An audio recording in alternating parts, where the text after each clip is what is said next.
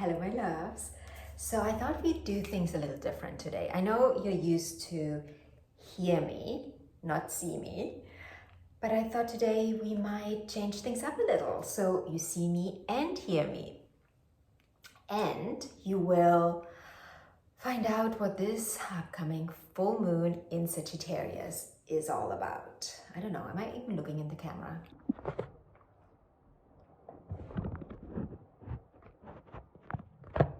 So I will try to keep this short-ish. We'll see how we go, because once I get going, I'm hard to stop. But let's begin. Let's get the basics down. So this full moon is occurring in 13 degrees and 18 minutes of Sagittarius, meaning the sun is in 13 degrees and 18 minutes of Gemini, because that's how we get the full moon. And what else is in this area? What else is in this degree? What other thing, what other place and space is in this area? You might know already, maybe you've heard, it's the Great Attractor. The Great Attractor is in 14 degrees of Sagittarius. And the Great Attractor is a gravitational point, place in space that literally pulls in 100,000 different galaxies. I know this is very hard to comprehend with the human brain. I mean, I find it very difficult to wrap my head around this astronomical phenomenon, but that's how it works. And our Milky Way galaxy is also a part of it. So it is very interesting that we now have a full moon. Something is illuminating in this area. I mean, we can go deeply into this, but I will probably talk about this for an hour. So I'm trying to stay away from this because I like analogies and I like to take them far and wide. But let this just sink in, right? You have a full moon on the Great Attractor, a gravitational pull, pulling things towards it. And there are a lot of theories, by the way, about this Great Attractor. One is that it's like dark energy that is going to destroy all of us. I have no comment on that. And there are other theories about the Great Attractor as well.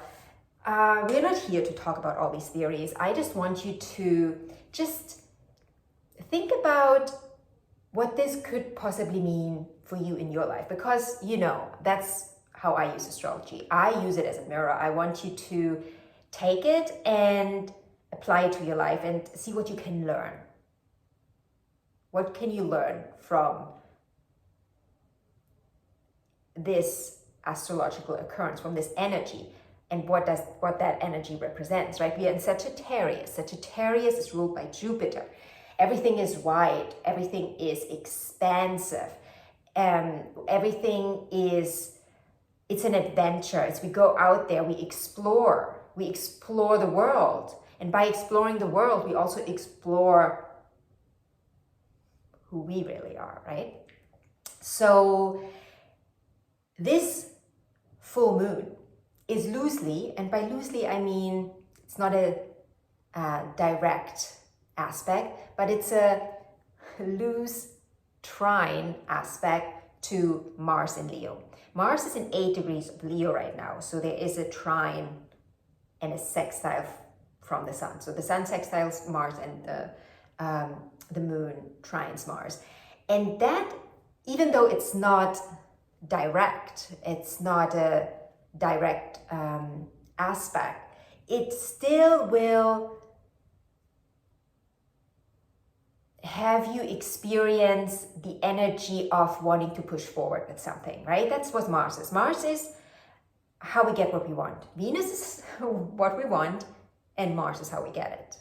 And when Mars is in Leo, Mars loves Leo. He loves to bathe in the sunlight. He loves to be seen, and he loves to be seen as the one that goes out and does the thing and shows us all how it's done. Then, once it's done, Mars doesn't want to have anything to do with it. You know, Mars is not here to last. Mars just goes out, shows you how it's done, and then now it's your turn to make it last. That's why Mars rules Aries, right? Mars pushes forward, gets things off the ground, and then Taurus comes in. And then Taurus has to make it stable. But we're not here talking about Taurus. That's for a different video. Let's go back to that moon. So that moon is a super attractor moon, basically, right? And you are asked to push forward with whatever idea you have now about life. We just came from this fixed grand cross, this really, really dense energy, this not wanting to move, just leave me alone, I want to just cry on the couch kind of energy. And now we are getting to a more mutable energy, and we are like, okay, well, maybe I'm starting to understand the lesson of the pain that I went through, that just friction, that tension, that whatever it was that you experienced. You're starting to understand what now has to change in your life, where your new direction. Remember, I was talking a lot about values in my last few podcasts, and becoming really clear about what your values are. Like the past eclipses were all about that. What are your values now? What values do you want to build your life up on? Are you clear about that, or are you kind of wishy-washy still? If you're clear about it, go run with it. Now is a beautiful time to go run with it and to attract into your life what you want your life to be and what you want your life to look like. Also, Venus is in 28 degrees of Cancer right now. So she is still in a beautiful trine with Neptune that is in 27 degrees of Pisces. And that is, such a wonderful aspect. I love that aspect. If I see that aspect in a person's chart, I know they are here to create. They're here to do something creative with their lives. And it's a very gentle energy because we have two water signs coming together. It's very gentle, but also very creative, very loving. It's also a beautiful time to do something romantic with your partner if you have one. If you don't have a partner, beautiful time to date. If you don't want that, then wonderful time to create. With all that fire energy, oh my God, can you get things off the ground if you are, if you have some creative endeavors in your vortex, in your mind. Beautiful time to go out into the world with them. Show them what you've got. Show them what you've got.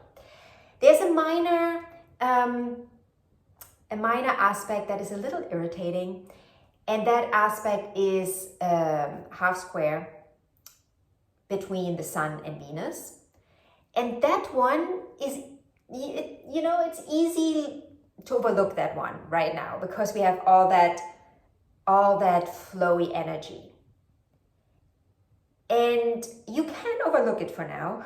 I will tell you though, once Venus gets into Leo, you won't be able to overlook it because Venus will have to retrograde in Leo this year. So Venus is going to stay in Leo until October. She'll get into Leo, I think it's around the 5th of June. Yeah, it's the 5th of June actually. And she'll stay in Leo until October.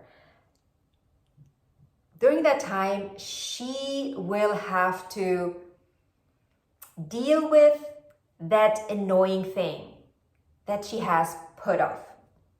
I don't know what that is in your life. You probably know.